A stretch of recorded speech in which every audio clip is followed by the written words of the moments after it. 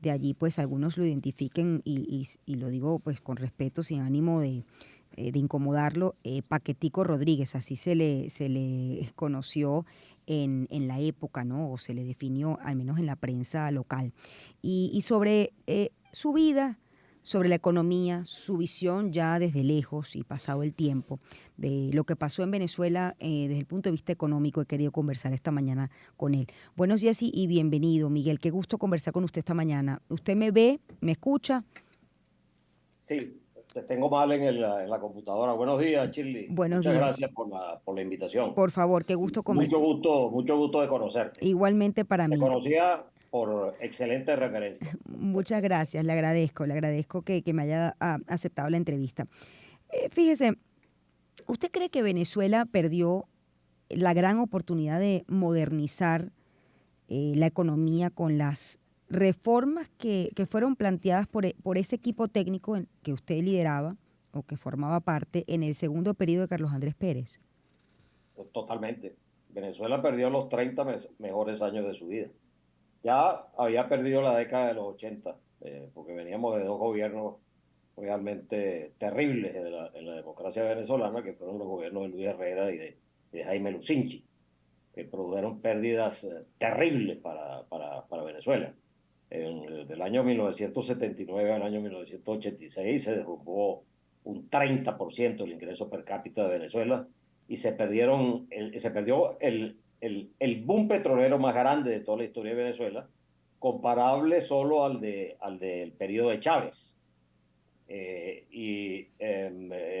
Bueno, ahí se perdieron pues dos grandes oportunidades con la ejecución de políticas económicas absolutamente absurdas, terribles, que terminaron produciendo la fuga de capitales más grande de toda la historia de América Latina.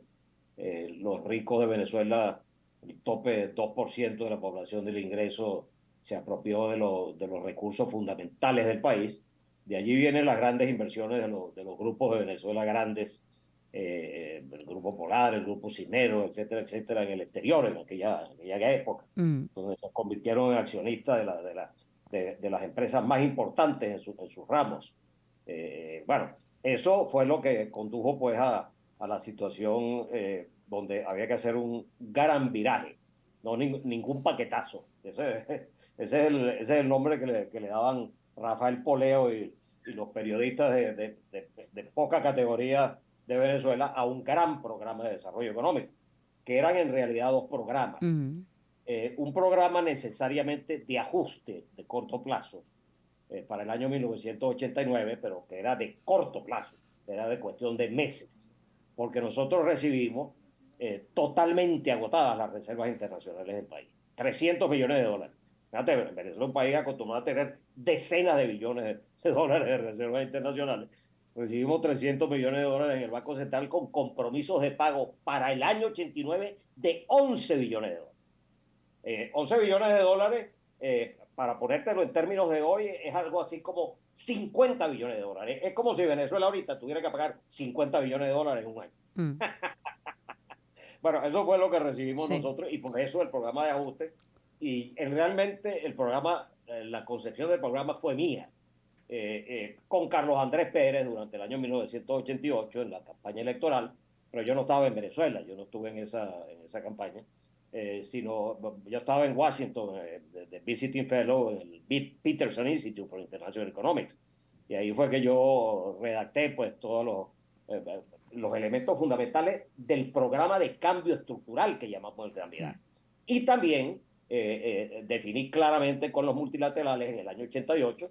Eso lo hice en compañía de Carlos Andrés Pérez, porque él viajaba muy frecuentemente a Washington durante la campaña, porque tenía una hija muy enferma ya, Carolina. Sí. Por esa razón, yo veía que se venía el mundo encima. El precio del petróleo, yo le decía, mire, presidente, usted recibió la primera gran bonanza petrolera de la historia de Venezuela en el año 74, estoy remontando más allá, cuando estallaron los precios del petróleo por la guerra del Yom Kippur. Bueno, tú no lo Sí. recordarás porque No, pero conozco la historia, tú por no habías supuesto. nacido, pero Sí, tú has leído muy bien esa sí, historia. por supuesto. Carlos Andrés Pérez recibió en el año 74 una cuadruplicación de los precios del petróleo, de lo que venía del gobierno de Caldera, el primer gobierno de Caldera, recibió esa gran bonanza y entonces pudo ejecutar un gobierno de grandes Sí, inversiones para Venezuela, un gobierno pero, expansivo, como lo hicieron todos los países petroleros en esa bonanza petrolera. pero era muy Y distinto ese gobierno sí, al sí, no, segundo, ¿no? Por yo le supuesto. decía a Carlos Andrés Pérez en el año Sí. 88, usted va a recibir en términos reales del año 74, que fue su primer año de presidencia, donde el petróleo llegó a $14 el barril, que que $14 el barril es como decir $150 hoy en día, ¿no? Usted va a recibir en el año 89 la economía en términos reales con un barril de petróleo a $1 el barril. $1 con una producción disminuida. Entonces tenemos y vamos a tener que enfrentarnos a esta cuestión de la deuda, de los compromisos de deuda de $11 billones, nada más en el año Sí. 1989. Ahora, Miguel, ustedes prepararon un plan económico, ¿no? Sí. ¿Qué no supo entender Venezuela o qué no supo entender el venezolano? Bueno, en primer lugar, llegamos a una situación tremenda porque a los 25 días de la toma de posesión se da el 27 de febrero.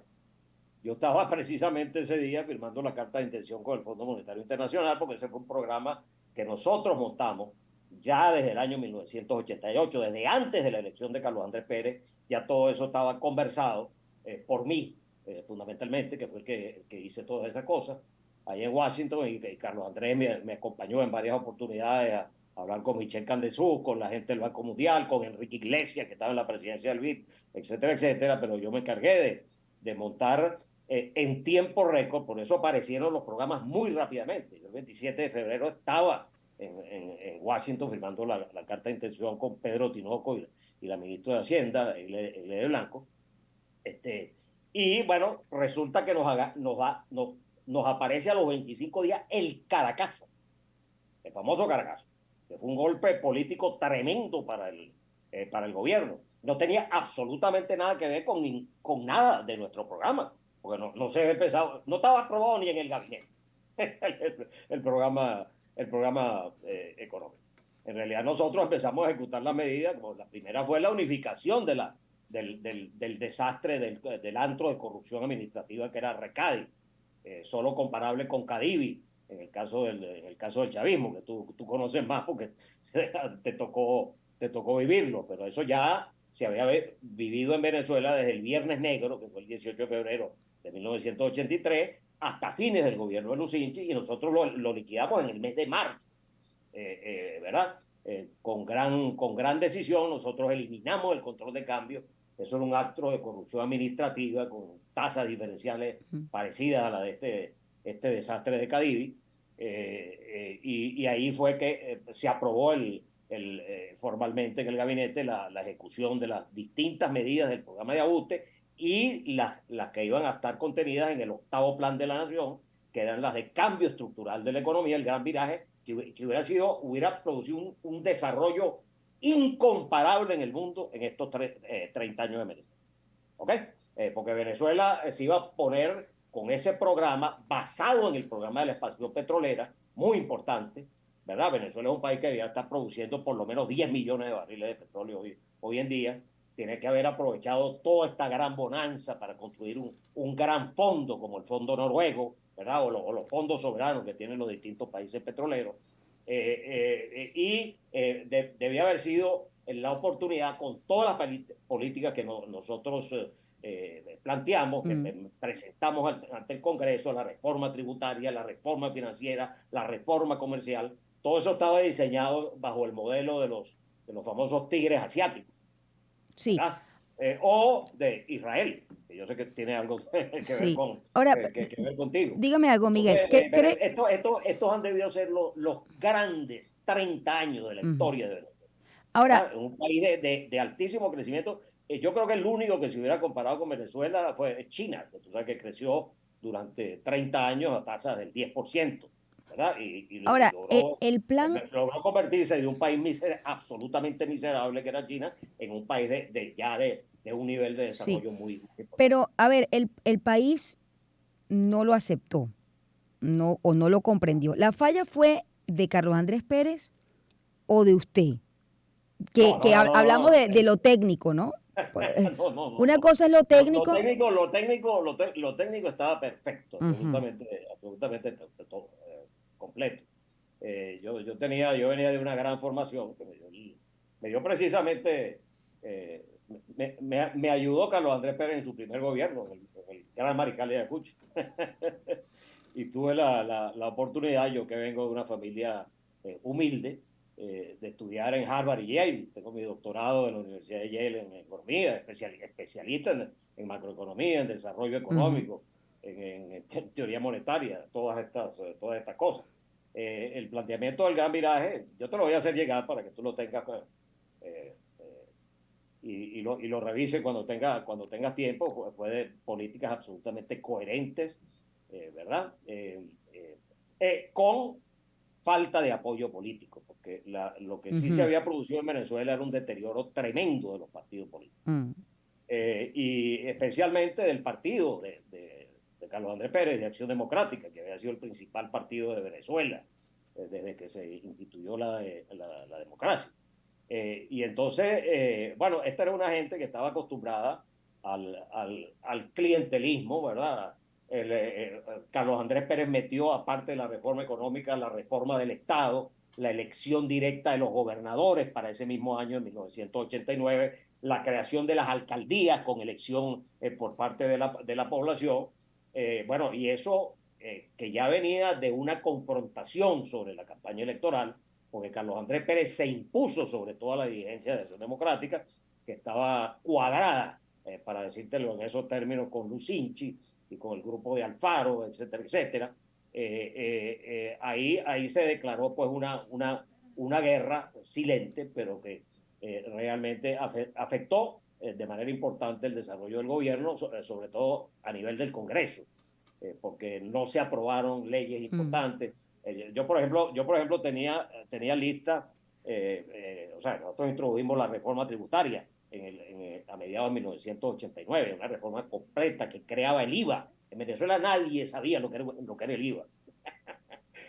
Era el único país con Arabia mm, Saudita en el mundo sí, que no tenían IVA.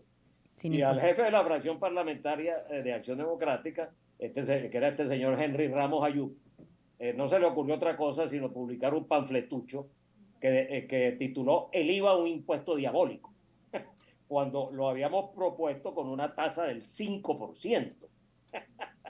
Mm, Después se lo terminaron aprobando a Caldera al 16,5%. Imagínate, una cosa absolutamente bueno, desquiciada.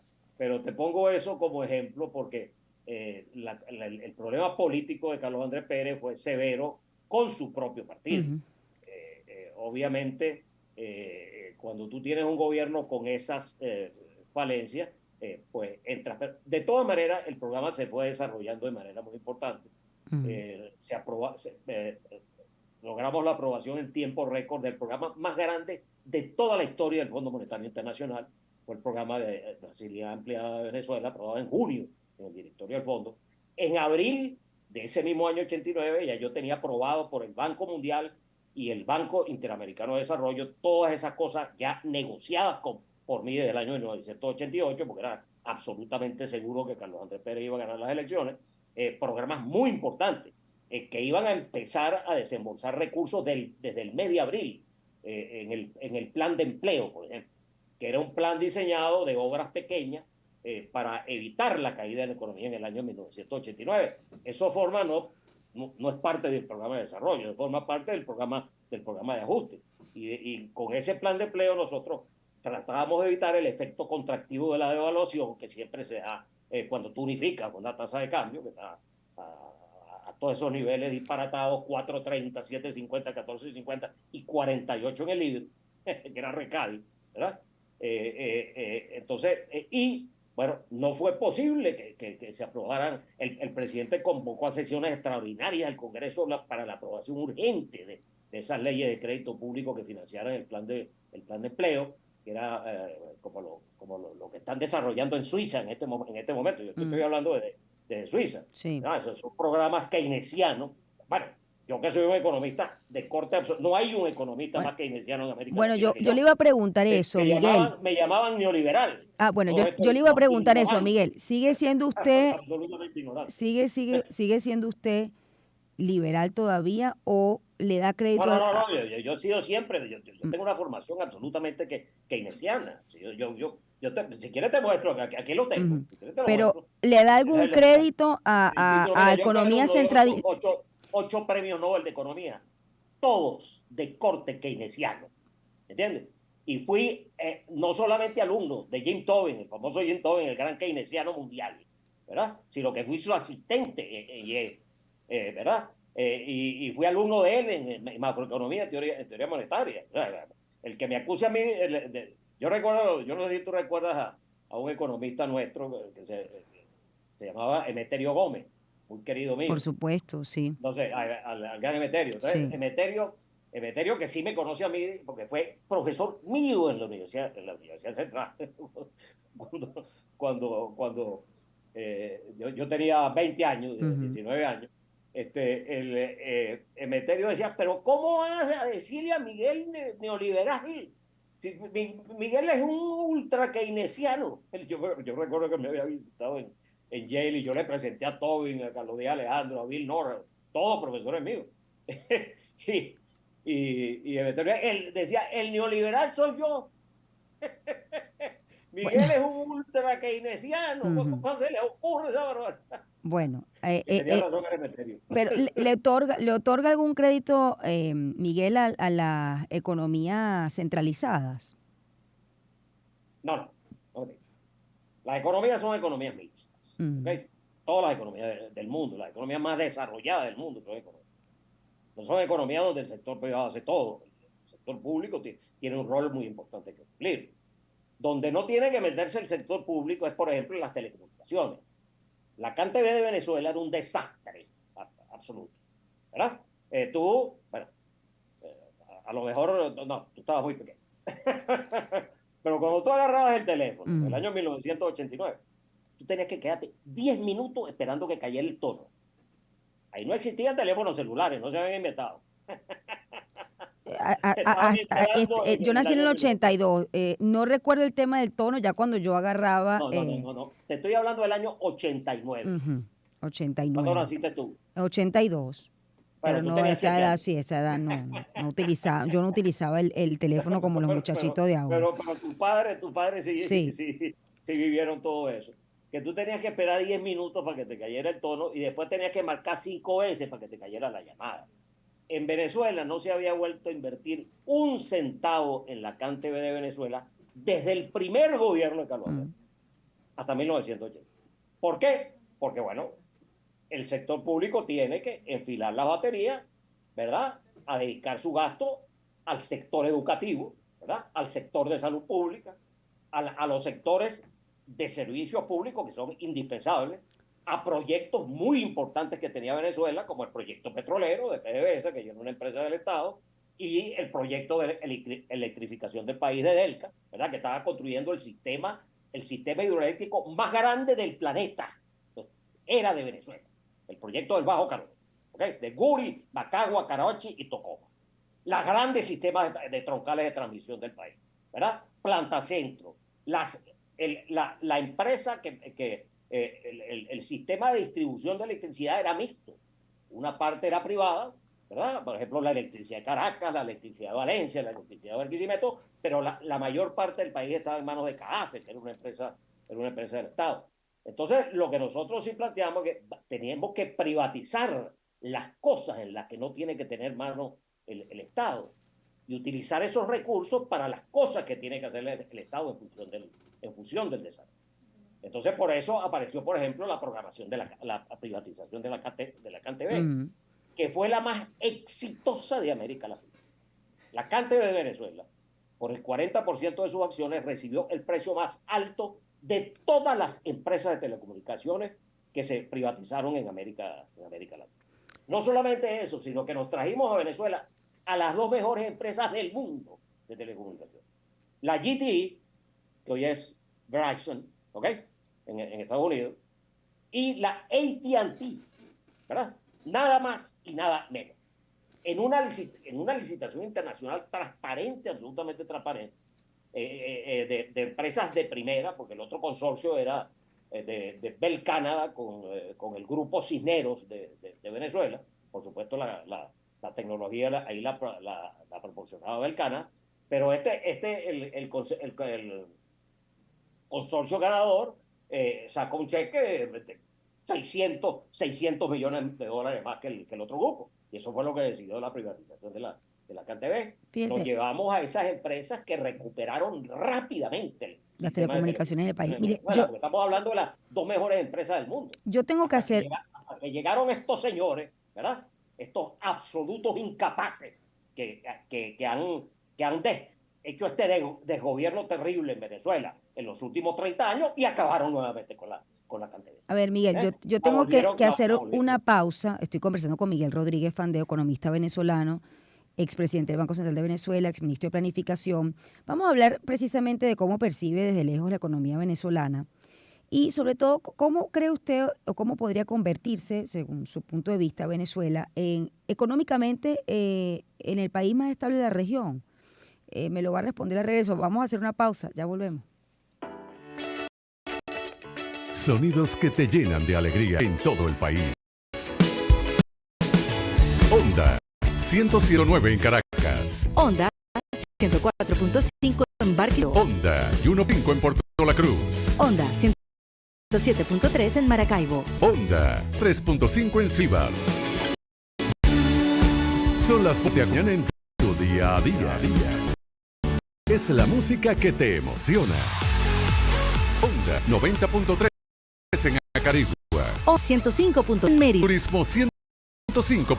La Guaira. Onda 96.3 Supernova 103.9 en Guaretz. Onda 100.9 en Valencia. Onda 105.1 en Marga. Al mejor estilo. Circuito Onda. La Subción.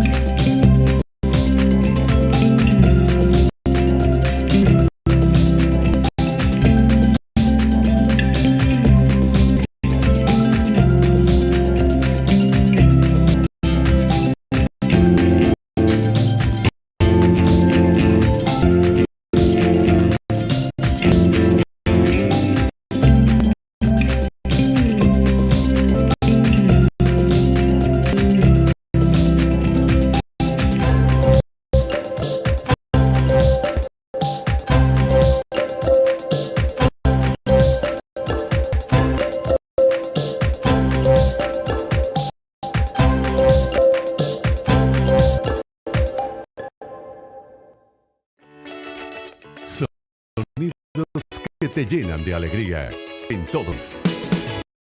107.9 en Caracas. Onda 104 en Barquisimeto. Onda 91.5 en Puerto La Cruz. Onda 107.3 en Maracaibo. Onda 103.5 en Bolívar. Son las voces que te acompañan en tu día a día. Es la música que acciona. Onda 96 en Acarigua. Onda 105.3 en Mérida. Turismo 105 100.5 en La Guaira. Onda 6.3. Supernova 103.9. Onda 9 en Valencia. Onda 5.1 en Margarita. Al mejor estilo, Cito Onda. Onda. La Superestación.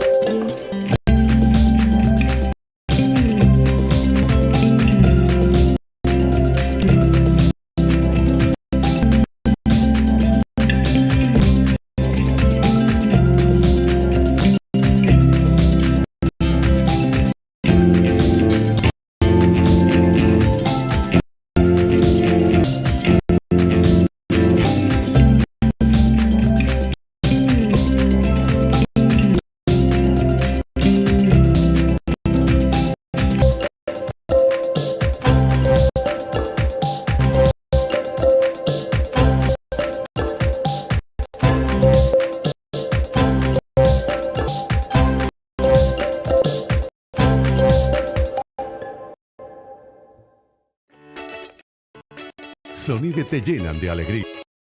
En todo país. Onda 107.9 en Cas. Onda 4.5 en Barquisimeto. Onda 91.5 en Puerto La Cruz. Onda 107.3 Maracay. Onda 103.5 en Ciudad Bolívar. Voces que te acompañan en tu día a día. Es la música que te emociona. Onda 90 en Acaribe. Onda 105. Mérida. Turismo 105.5 en La Guaira. Onda 96.3 en Supernova 100.40. Onda 100.9 en Bahía. Onda 105.1 en Margarita. Al mejor estilo, Sir Onda. Onda. Superestación.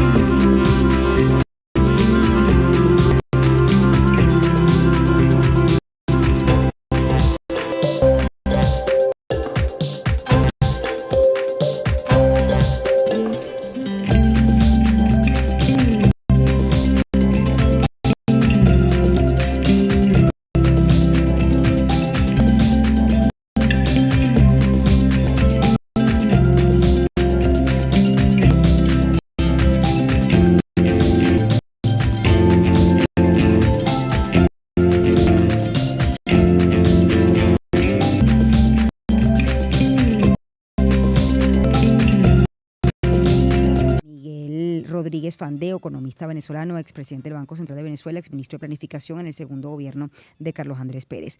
Bueno, Miguel, disculpe la pausa un poco larga, pero teníamos que irnos a satélite. Le preguntaba cómo percibe la economía de Venezuela desde afuera y sobre todo, según su visión, ¿cómo cree que Venezuela pudiese convertirse en un país económicamente estable, quizás el más estable de la región? Bueno, yo te quería decir que en aquel momento fue muy importante que contamos con el político más importante no solamente de Venezuela, sino de América Latina, Carlos Andrés Pérez. Él era un hombre de un liderazgo popular inmenso en Venezuela. Ganó 2 veces la presidencia por aclamación popular. Fue el tipo más votado de toda la historia de Venezuela en las elecciones y fue un gran político, un hombre de una gran visión, tanto del país como internacional. Y en este año se cumplieron precisamente 100 años de su nacimiento. Y Carlos Andrés merece pues todo el reconocimiento. Errores los comete. Yo creo que los grandes errores los cometió la sociedad venezolana, el sistema político venezolano que estaba muy deteriorado, como yo te señalé. Los que se montaron en esta conjura tremenda, porque Carlos Andrés derrotó muy fácilmente a los golpes militares de Chávez y del 4 de febrero y del 28 de febrero. Carlos Andrés derrotó a Chávez en 4 horas. Los que lo montaron fueron otros en el poder. Los que le hicieron el sobreseimiento del juicio fue Caldera, en su gobierno, y lo que hicieron fue, con un juicio chimbo, quitarle la presidencia a Carlos Andrés Pérez, que era el hombre que estaba haciendo las cosas que había que hacer en Venezuela. En aquel momento, nosotros convertimos a Venezuela en 2 años en el país de más alto crecimiento en el mundo, por encima de China, ya con la aplicación del Gran Viraje. Y las proyecciones de crecimiento para el 92 y 93 eran del 12 y del 13%. Eran proyecciones que hacían el Fondo Monetario, el Banco Mundial, los organismos multilaterales de crédito. Y Venezuela iba a estar embalada hacia el desarrollo en toda la década de los 90 y en estos años que acaban del siglo XXI, que eran fundamentales, así como han sido fundamentales para los países petroleros del Medio Oriente. Tú has visto que hasta un país pequeñito como Qatar hizo el mundial de fútbol. Lo que ha hecho Noruega, lo que han hecho los distintos países petroleros, han logrado grandes ahorros que garantizan la seguridad social de los trabajadores de todos esos países. Entonces, bueno, nosotros perdimos eso y más bien la economía venezolana se ha destruido. Nosotros teníamos a la segunda empresa más importante del mundo, productora de petróleo, que era PDVSA en aquel momento. Y logramos arrancar una expansión tremenda bajo la presidencia de Andrés Sosa Pietri, un gran venezolano, que logramos aumentar por primera vez en la democracia 1 millón de barriles diarios en 2 años la producción petrolera en México. ¿Ah? Además, porque sabíamos que lo que venía en los años siguientes ya no eran los precios del petróleo deprimido que nosotros heredamos, sino que los precios, como tú sabes, el petróleo tiene su ciclo, iban a crecer de manera muy importante. Entonces, ahí estaban todas las posibilidades del desarrollo. Eso se perdió. Venezuela destruyó a su mejor empresa, como te digo, la segunda del mundo, con una plantilla de profesionales de lo mejor de este planeta. Te lo digo porque me ha tocado trabajar con ellos en el exterior. y por supuesto que trabajé en Venezuela.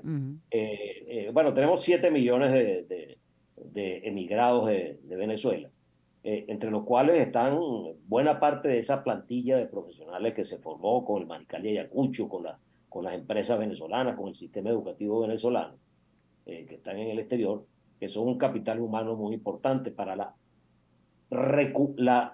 digamos, la reconstrucción de la economía venezolana. Porque lo que nosotros apuntamos en aquel momento era que Venezuela se disparara y hoy en día tuviera un ingreso per cápita de $30,000 por año, ¿verdad? Ya Venezuela hoy en día es el país de más bajo ingreso per cápita en América Latina junto con Haití, ¿no?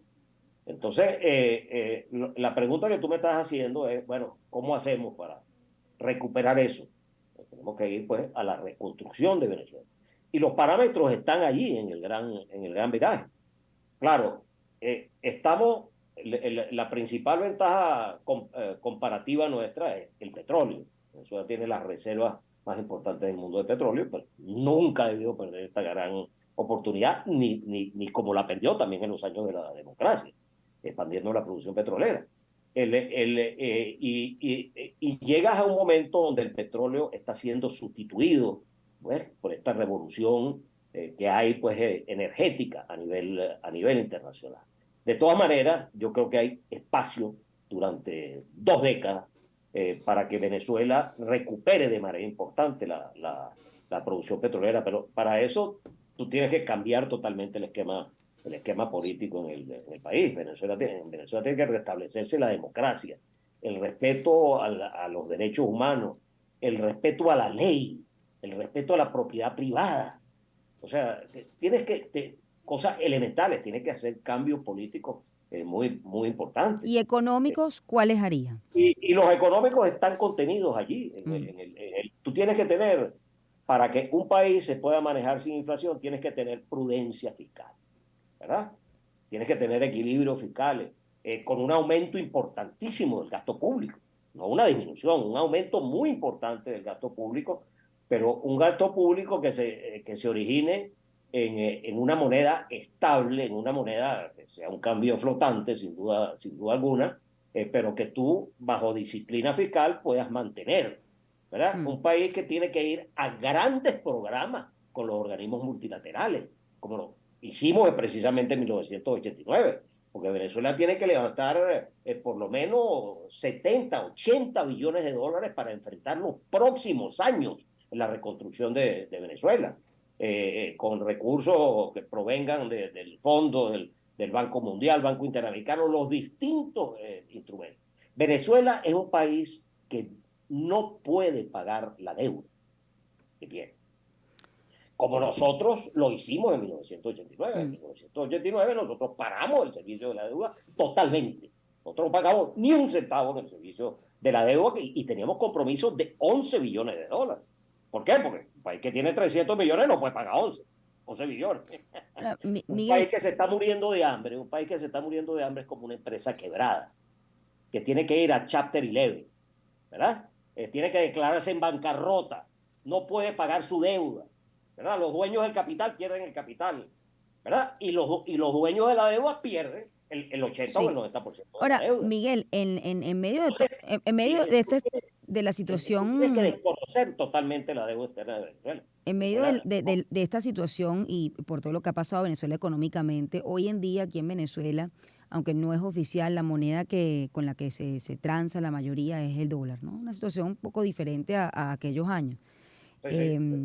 Totalmente, ¿no? Entonces la pregunta es, para la circunstancia venezolana, dolarizar, ¿es la única opción? Es que ya está dolarizada la economía. Lo que hace falta es santificarlo en un instrumento legal. Pero es una economía que está dolarizada y de la cual están excluidos el 80% de la población, por lo menos, de la población venezolana, que es la que recibe los menguados salarios en bolívares, en las cajas CLAP, etcétera, etcétera. Esas miserias que está produciendo Venezuela ya desde hace muchos años. Entonces, tú tienes que volver a reconstituir eso. Eso se puede hacer, como yo te estoy diciendo, teniendo clarísimo lo que tiene que ser la política de manejo del endeudamiento externo del país, la política de levantamiento de nuevos fondos necesarios para el desarrollo, ¿verdad? Que tiene que provenir fundamentalmente y exclusivamente de los organismos multilaterales de crédito, que son los que van a entender eso de no pagarle a muchos privados que poseen la deuda venezolana, que la compraron en el mercado secundario a 20% y quieren cobrar completo ahora al 100% al gobierno, cuando en el gobierno le empiecen a aparecer algunos dólares extra para el servicio de la deuda. Fíjate que en el caso del permiso que le dieron a Chevron y el que estaba manejando la ConocoPhillips, el elemento esencial es que esas empresas se cobren su deuda. Entonces, bueno, las cosas no son así, por ahí no van. Además, bueno, tiene que reconstituirse el sistema político. Y hemos visto el problema que ha presentado pues la oposición venezolana todos estos años. Han sido incapaces de desmontar una cosa que no es fácil de desmontar, ¿verdad? Un gobierno con estas características. Yo no me quiero extender en esto porque no te quiero, Sí, no te Miguel. quiero echar broma Yo quiero, con tu programa, pero en Venezuela tiene que haber una total reorientación de la circunstancia política. Tiene que llegar un equipo de gente que tenga dos o tres características fundamentales. Absoluta honestidad, que es una cosa que se ha perdido en Venezuela, ¿verdad? Absoluta honestidad. El gobierno de Carlos Andrés Pérez fue el gobierno más honesto de toda la historia de Venezuela. De toda la historia de Venezuela. Porque nosotros eliminamos la discrecionalidad precisamente en la política pública. Entonces, absoluta honestidad, capacidad, saber lo que se está haciendo. Venezuela tiene gente de primera categoría en todas las áreas, no solamente en economía, en ingeniería, en petróleo, en todas las áreas fundamentales. Venezuela tiene ese capital humano que lamentablemente una buena parte se ha ido al exterior. ahora Miguel, hemos hablado de la economía. Sí. Quiero hablar, ¿usted mantiene en contacto los denominados YESA Boys hoy en día? Bueno, estamos separados y tal. Eso de los Yesa Boys de aquel momento, como decía Moisés Naín, no eran ni tan Yesa ni tan Boys. Bueno. Esa era otra de las frases, ¿no? De que Carlos Andrés Pérez se llevó el tercer piso de Yesa para el gobierno. Ciertamente estuvimos en su gabinete Moisés Naín y yo. Y después me sustituyó a mí en Cordiplan, en el Ministerio de Planificación, Ricardo Hausmann, en el año después del intento de golpe de Chávez, cuando yo pasé al Banco Central de Venezuela. Pero ahí participaron gente de primera categoría. Usted me decía que usted viene de un hogar humilde y que tuvo la oportunidad de formarse con Fundayacucho. Hablemos de eso, me parece interesante. Eso habla de la Venezuela, de las oportunidades, ¿no? Y son los... Bueno, en este momento tú tienes que reconstruir el sistema educativo desde abajo, prácticamente desde el preescolar, desde la educación primaria, la educación secundaria, las universidades que están en el suelo. Venezuela tuvo universidades extraordinarias que produjeron esos profesionales que después fuimos a hacer el doctorado, etcétera, etcétera. Yo me gradué en la Universidad Central de Venezuela, ¿verdad? Estudié ingeniería y economía en la Central. Después tuve la oportunidad del Mariscal de Ayacucho y después la beca del CONICYT. Estudié en las dos universidades más rancias de los Estados Unidos, en Harvard y Yale. O sea, para mí eso fue una experiencia extraordinaria y me dio a mí las herramientas precisamente para trabajar por mi país, como ocurrió con cientos de miles de venezolanos. Entonces, bueno, ahora el esfuerzo educativo es una cosa que le va a costar al país algo así como 10 puntos del Producto Interno Bruto todos los años. En educación primaria, en educación secundaria, en educación universitaria, en programas también de formación al más alto nivel internacional, ¿verdad? En el sector educativo. En el sector de salud, lo mismo. Venezuela tiene que reconstruir su sistema de salud que está en el suelo. O sea, estamos hablando de una tarea muy importante para la cual tú tienes que generar los recursos fiscales que tienen que provenir ya de una política petrolera que tenga claridad en el aumento de la producción petrolera paulatina y que tiene que pasar por la apertura total del sector petrolero, ¿verdad? Para que vengan las mejores empresas del mundo, porque ya no tenemos a la segunda mejor empresa del mundo. Pero esa está en el suelo, absolutamente en el suelo, de rodillas. Y entonces tú tienes que abrir el sector petrolero para conjuntamente con lo que queda de PDVSA se reconstituya la producción petrolera cuando habla de esa apertura, habla de esa apertura es trabajando bajo la modalidad mixta. No. Yo no creo eso. Yo creo que más bien como se hizo en el gobierno de Pérez Jiménez. Se abrió totalmente y vinieron aquí la Exxon, la Shell, ¿verdad? Todas las empresas petroleras del mundo y convirtieron a Venezuela en el segundo país productor petrolero y en el primer exportador mundial de petróleo. Arabia Saudita no le llegaba ni por los tobillos a Venezuela. ¿Ok? Venezuela llegó a producir a comienzos del gobierno de Caldera. Lamentablemente, ahí se cometió el primer gran error de política petrolera, que fue aprobar la ley de reversión en el año 68, ¿verdad? Pero Venezuela llegó a producir 4 millones de barriles en el año 1970, que fue el segundo año de gobierno Bueno, pero también cuando del primer gobierno de Miguel, Caldera. pero cuando se nacionalizó la empresa, la empresa petrolera PDVSA, eh, se logró crear un modelo exitoso de empresa pública del Estado. No. Bueno, sí, porque se mantuvo la privatización que hizo Carlos Andrés Pérez en su primer gobierno fue extraordinaria, de una gran visión, de mantener precisamente la plantilla profesional y los esquemas operativos y gerenciales de las empresas multinacionales. Entonces, la Exxon, que se llamaba Creole en Venezuela, se convirtió en la Goven, ¿verdad? La Shell se convirtió en Maravén. Entonces, PDVSA era un holding realmente. Después se unificó en una sola empresa en el segundo gobierno de Caldera con Luis Yuti. Pero PDVSA era un holding de varias empresas, la Goven, Maravén, Corpoven, etcétera, que eran productoras y competían entre ellas mismas. Y entonces fue un modelo exitoso desde el punto de vista de la nacionalización porque preservó, a diferencia, por ejemplo, de Pemex, que fue un desastre la nacionalización en México, preservó para Venezuela una empresa de altísima calificación técnica y que, como te digo, en el momento, todavía, cuando entra Chávez al gobierno, Venezuela es la segunda empresa petrolera más importante del mundo, por encima del Exxon y de la Shell. ¿Ok? Entonces, bueno, ahora la cosa es distinta por el desguazamiento de PDVSA, y entonces tú tienes que abrir ese sector completo. Que las asociaciones estratégicas se mantengan, las que existen, pues que se mantengan. Pero yo abriría totalmente el sector petrolero. Y obviamente se le monta encima una Agencia Nacional de Hidrocarburos que controle toda la cuestión de las regalías, de los impuestos petroleros, etcétera, con el gobierno, con el Ejecutivo, ¿verdad? Y entonces eso le va a dar un tremendo a un sector que tiene efectos multiplicadores tremendos en la economía, como es el sector petrolero.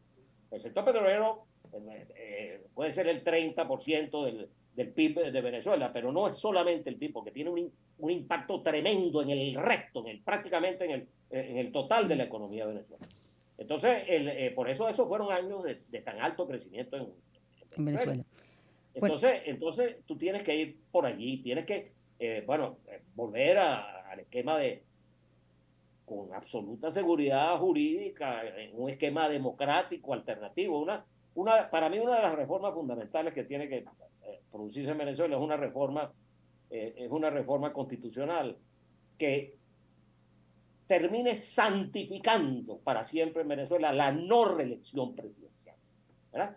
El peor de los vicios de Venezuela, de América Latina y de otros países es la reelección presidencial, ¿verdad? Porque esa es la institucionalización del caudillismo latinoamericano tradicional, ¿verdad? Eso no lo inventó Chávez, ¿verdad?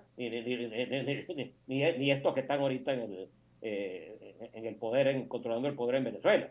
Eso venía siendo en Venezuela. Por eso, por ejemplo, Jovito Villalba planteaba desde los años 40 que en Venezuela no debería existir reelección presidencial. En la Constitución del 61 se lo planteó claramente a Rómulo y a Caldera.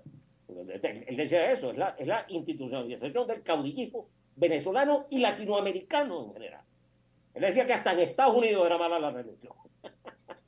Que es lo que hemos visto pues, en los últimos años. Entonces, son un conjunto de medidas que fortalezcan la institucionalidad, la alternabilidad, sobre la base de una visión de desarrollo de largo plazo, ¿verdad? Sí, yo te iba a preguntar, Miguel, fíjate, tú hablas de la política países asiáticos, Japón, etcétera. Sí. Los distintos países que se han desarrollado. Suiza es un excelente ejemplo. Este es el país más avanzado del mundo. El país de más alto ingreso per cápita en el mundo es Suiza. Es un país de 8 millones de habitantes. 6 millones son suizos. Es del tamaño del estado de Anzoátegui. Pero es una ultrapotencia, ¿verdad? Tiene de las empresas más grandes del mundo. Son suizas, ¿verdad? Sí. Que tienen inversiones en 100 países. Miguel, te pongo un ejemplo. La Nestlé. No sé si me escucha. La Novartis, la Roche, todas esas y es un país pequeño, pero bien administrado. Sí. Te Nadie hago una conoce, pregunta. fíjate, te voy a poner, déjame darte esto. Ajá. Nadie conoce el nombre del presidente de Suiza. Tú que eres una mujer muy culta, te pregunto, ¿cómo se llama el presidente de Suiza? La verdad que no lo tengo ahorita a la mano. Yo tampoco sé cómo se llama. Y yo vivo aquí. ¿Tú sabes por qué? Porque Suiza Bueno, la gobierna, ¿verdad? Un consejo federal de 7 miembros. Ministro del Interior, ministro de la Defensa, ministro de Educación, ministro de Salud. El ministro de la Defensa, por cierto, ministro de la Defensa y Deporte. interesante Bueno, combinación. son 7 ministros y el presidente de Suiza es uno de esos 7 miembros por un año, Mm. un solo año. Y cuando termine ese año no hay reelección posible, se va. Chao, Mira, chao, Miguel, me chao. queda poco Y este tiempo, es el país pero mejor te gobernado quiero del mundo. preguntar algo. Fíjate, Miguel. Bueno, Me dice, me queda poco tiempo, pero te quiero preguntar dos cosas. La primera, fíjate que me has dicho, yo creo que esto es una discusión en el ámbito económico, si la economía puede funcionar separado de la política. ¿Por qué te hago la pregunta? Hablemos de China. China tiene un sistema político absolutamente controlador, autoritario, donde no hay libertades políticas, pero su economía, bueno, ahí están los resultados. Entonces la pregunta es, ¿cuáles fueron los resultados? Cuando se murió Mao, llegó un señor que se llamaba Deng Xiaoping, bueno, que tenía un gran maestro chino ujú. que se Bueno, pero llamaba hoy Lee en Kuan día las Yew. libertades Tú políticas sabes de quién era China Lee no Kuan son Yew? plenas, obviamente, pues. Tú sabes quién era Lee Kuan Yew? Pero Miguel, El presidente de Singapur fue el gran maestro de Deng. pero la pregunta es, Y ¿la entonces ahí economía se puede abrió funcionar el alejada de la sector política? productivo a la competitividad Mm, y al sector privado. ¿Entiendes? Entonces, por eso es que China se convierte en la gran potencia que es China. Ellos tienen un sistema político, como tú dices, controlador, ujú. ¿verdad? Donde se controla la opinión, etcétera, etcétera. Un sistema además de partido único. Eso no lo quiero yo para mi país. Pero eso no es necesario para que un país se desarrolle. Todo lo contrario. Te estoy poniendo el No, ejemplo no, de no, no, Suiza. no, por supuesto. No, yo le pregunto que si es posible que eso ocurra. Es decir, que la economía vaya separada de la política.